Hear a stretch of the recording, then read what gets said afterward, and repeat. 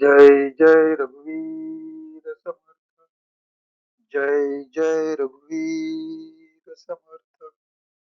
जय जय रघुवीर समर्थ.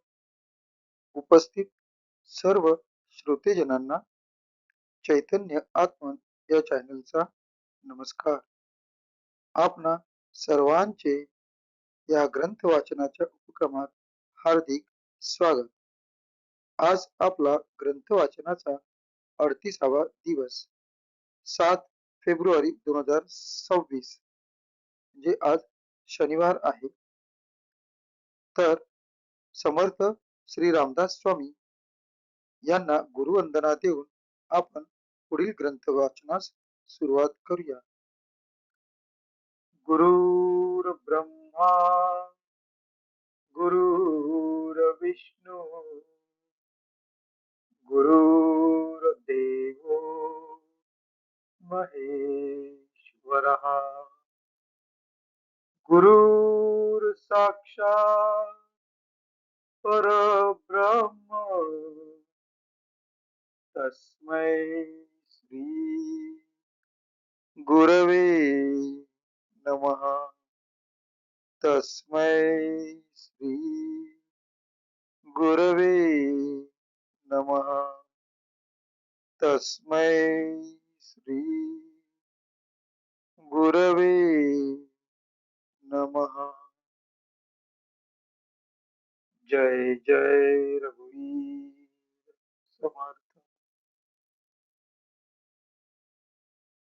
पुढील ग्रंथ वाचनास सुरुवात करण्यापूर्वी प्रथम आपण सार्थ श्री दासबोध या ग्रंथाच्या श्रवणाची फलश्रुती वाचूया.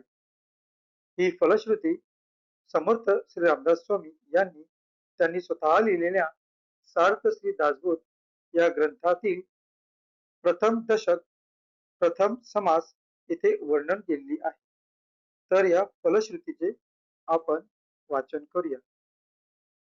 सर्व संशय एकदम नाहीसे होऊन क्रियेमध्ये म्हणजे आचारामध्ये, आता येथे समर्थांना सांगायचं आहे की जी व्यक्ती नित्य नियमाने सार्थ श्री दासबोध या ग्रंथाचे वाचन किंवा श्रवण करील त्या व्यक्तीच्या आचारामध्ये म्हणजेच त्या व्यक्तीच्या आचरणामध्ये, वागणुकीमध्ये ताबडतोब फरक पडतो. सायुज्य मुक्तीचे रहस्य कळून येऊन तिच्या प्राप्तीचा सुलभ मार्ग सापडतो. दुसऱ्या बिकट साधनांचे कारण पडत नाही. अज्ञान, दुःख व भ्रांती यांचा नाश होऊन तत्काळ ज्ञानाचा लाभ होतो, अशी या ग्रंथाची फलश्रुती आहे. योग्यांचे परमभाग्य असे वैराग्य अंगामध्ये बांधते. विवेक व चातुर्य यथा योग्य प्राप्त होते. जे कोणी संशयग्रस्त, अवगुणी व अवलक्षणी असतील ते सुलक्षणी, धूर्त, तत्ववेत्ते, चतुर व समयत्न असे होतील. आळशी असतील ते उपयोगी होतील. पाप्यांना पश्चाताप होऊन ते शुद्ध होतील. आणि भक्ती मार्गाचे निंदक असतील तेही भक्ती मार्गाला वंदन करू लागतील. बद्धांचेच मुमुक्षु होतील व मूर्ख अति दक्ष होतील. अभक्तांना भक्ती मार्गाच्या योगाने मोक्ष मिळेल. अनेक दोषांचा नाश होऊन पतित असतील तेच पावन होतील. तात्पर्य: हा ग्रंथ नुसता ऐकल्याने प्राण्याला उत्तम गती मिळेल. देहबुद्धीमुळे येणारे अनेक प्रकारचे धोके, संशयाचे अनेक धागे दोरे, संसारातील अनेक उद्वेग हा ग्रंथ ऐकल्याने नाश पावतील. हा ग्रंथ ऐकल्याने अधोगती चुकून मनास विश्रांती व समाधान मिळेल, अशी या ग्रंथाची फलश्रुती आहे. ज्याचा भावार्थ जसा असेल तसे त्याला फळ मिळेल. जय जय रघुवीर समर्थ. आता आपण पुढील ग्रंथ वाचनास सुरुवात करीत आहोत. सध्या आपला दशक दुसरा, समास सातवा, सत्व गुणलक्षण या समासाचे वाचन चालू आहे. आज आपण ओवी क्रमांक 61 ते ओवी क्रमांक 71 या ओव्यांचे वाचन करणार आहोत. चला तर मग आजच्या वाचनास सुरुवात करूया. श्रवण आणि मनन निजध्यासे समाधान, शुद्ध झाले आत्मज्ञान तो सत्व गुण. जयास अहंकार नसे नैराश्यता विलसे, जयापासी कृपा वसे तो सत्व गुण. सकळांसी नम्र बोले मर्यादा धरून चाले, सर्व जन तोषविले तो सत्व गुण.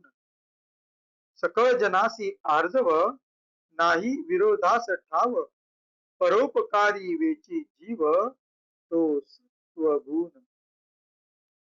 आप कार्याहून जीवी परकार्य सिद्धी करावी, मरोन कीर्ती उरवावी तो सत्व गुण. पराव्याचे दोष गुण दृष्टीस देखी आपण, समुद्रा ऐसी साठवण तो सत्व गुण.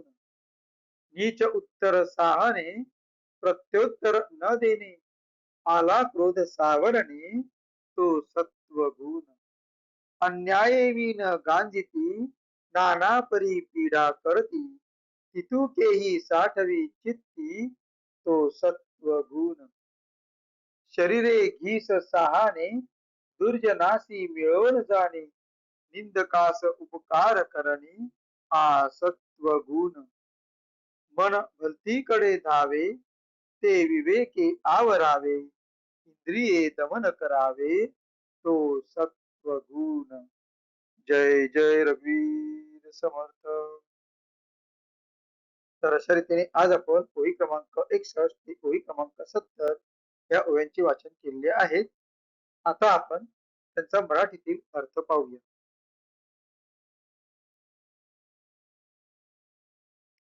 आपल्यासमोर जे पृष्ठ दिसत आहे त्या पृष्ठावरील 5व्या ओळीपासून म्हणजे ओळी क्रमांक 61 पासून आज आपण मराठीतील अनुवाद वाचन करण्यास सुरुवात करीत आहोत. ब्रह्म ज्ञानाचे श्रवण मनन करून निधी ध्यासाने सतत चिंतनाने ज्याचे पूर्ण समाधान झाले आहे, ज्याला संशयरहित असे आत्मज्ञान झाले आहे तो सत्वगुण.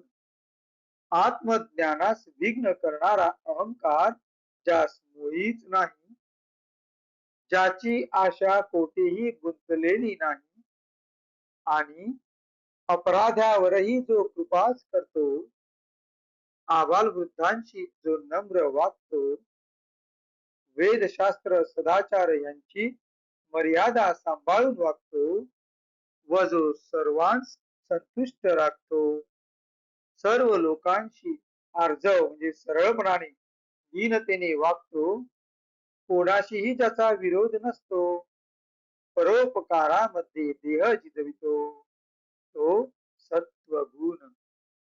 स्वतःच्या कार्यापेक्षा दुसऱ्याचे कार्य करण्याविषयी अधिक दक्षता असणे व देह पडला तरी मागे सत्कीर्ती ठेवणे तो सत्वगुण. दुसऱ्याचे गुणदोष ओळखतो पण समुद्राप्रमाणे सर्व पोटात साठवून ठेवतो, कोणाचाही उच्चार करीत नाही, परदोष न पाहता समुद्रासारखे मोठे मन करतो तो सत्वगुण. कोणी पुन्हा शब्द बोलला तरी सहन करून त्यास उलट उत्तर देत नाही, क्रोधाच्या उर्मी आल्या तरी त्या जिरवितो. आपला अन्याय नसता आपला कोणी छळ केला, कोणी अनेक प्रकारे त्रास दिला तरी ते सर्व सहन करतो. शरीर दुसऱ्यासाठी झिजवितो, स्वतः धस सोसतो, सन्मार्ग न सोडता दुर्जनास प्रिय होतो, दुर्जनास मिळून जातो, निंदकांवर उपकार करतो तो सत्वगुण. मन ओढाळ गुरांप्रमाणे सैरावैरा विषयांकडे धाव घेत असते, ते गुरुकृपेने विवेकरूप दाव्याने आवरून धरावे व इंद्रियांचे दमन करावे. विवेकाने मन व इंद्रिये आवरावी, तो सत्वगुण. जय जय रघुवीर समर्थ.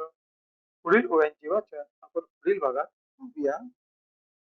आता आपण संत शिरोमणी श्री रामदास स्वामी यांना कृतज्ञतापूर्वक वंदन करून आजच्या या वाचनाच्या भागाची सांगता करूया.